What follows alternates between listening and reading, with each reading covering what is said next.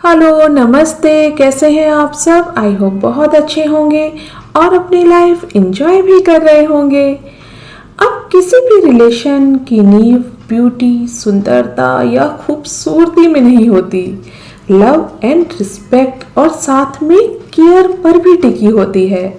क्योंकि जो रिश्ता सिर्फ चेहरे की ब्यूटी देखकर बना होता है वो लाइफ टाइम तो बहुत बात की बात है, कुछ महीने चलना भी मुश्किल हो जाता है।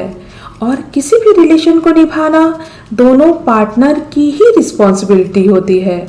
और इस रिलेशन में अगर एक पार्टनर अपना बेस्ट नहीं दे रहा है तो दूसरा पार्टनर जितना मर्जी लविंग एंड केयरिंग हो, ये रिश्ता एक दिन बोझ बन ही जाएगा।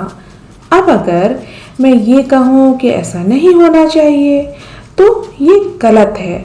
अब हम अपनी सोच तो अच्छी रख सकते हैं मगर किसी दूसरे इंसान की जिम्मेदारी तो नहीं ले सकते ना। आई मीन टू से उसकी सोच तो चेंज नहीं कर सकते। अगर आपको भी ये लगता है कि आपके रिश्ते ने अपना स्पार्क खो दिया है और आपकी फीलिंग एक दूसरे के लिए अब पहले जैसी नहीं है, तो ज़बरदस्ती उस रिश्ते में बने रहने से अच्छा है कि दूसरे पार्टनर को टाइम रहते बता दिया जाए। और ऐसा करना इमोशनल एंड मेंटल हेल्थ के लिए भी बहुत ज़रूरी है। अगर आप भी इस सिचुएशन से गुजर रहे हैं तो मैं शेयर करती हूँ आपसे कुछ सिंपल से टिप्स जो आपकी हेल्प ज़रूर करेंगे।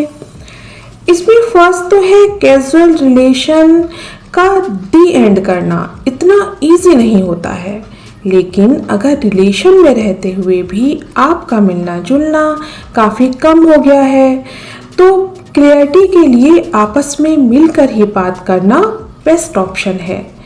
और हाँ, अगर आपका पार्टनर मिलने में भी अब इंटरेस्टेड नहीं है तो टेक्स्ट या कॉल करके आप अपनी बात उनके सामने रखें। अब जो सेकंड टिप है वो ये है कि खुद के प्रति ऑनेस्ट रहें और साथ में उनके जब आप उनसे मिलें तो कोई अब्यूजिंग लैंग्वेज या लड़ना झगड़ना भी नहीं है। प्यार एंड रिस्पेक्ट से उन्हें ये समझाएं कि अब आप इस रिलेशन में नहीं रहना चाहते हैं और अब मूव ऑन करने की ज़रूरत है। अब जो नेक्स्ट टिप है वो ये है कि अगर आपको लगता है कि आपके पार्टनर का बिहेवियर रूड है और किसी पब्लिक प्लेस पर अगर आप उससे ये कहेंगे तो वो सबके सामने आपके रिस्पेक्ट, आपके सम्मान को ठेस भी पहुंचा सकता है। तो टेक्स्ट या कॉल करके बताना ही बेस्ट ऑप्शन है। इससे आप फालतू की बहस और बेवजह के इमोशनल बैगेज से भी बच जाओगे।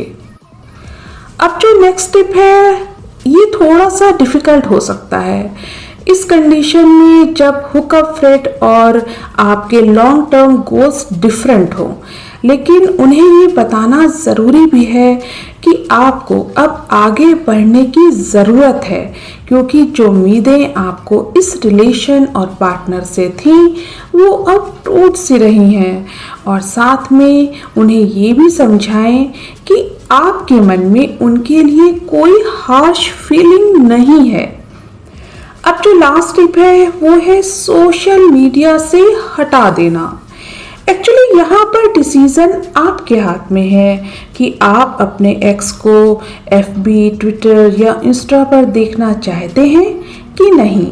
अपनी प्राइवेसी और स्पेस के लिए उन्हें अनफ्रेंड करना, अनफॉलो करना या ब्लॉक करने में कोई बुराई नहीं है। लेकिन जस्ट इसके अपोजिट, अगर आप लोग रिलेशन के बाद भी लाइफ टाइम के लिए अच्छे फ्रेंड बनकर रहना चाहते हैं तो कहीं से कुछ भी ब्लॉक या अनफॉलो करने की ज़रूरत नहीं है।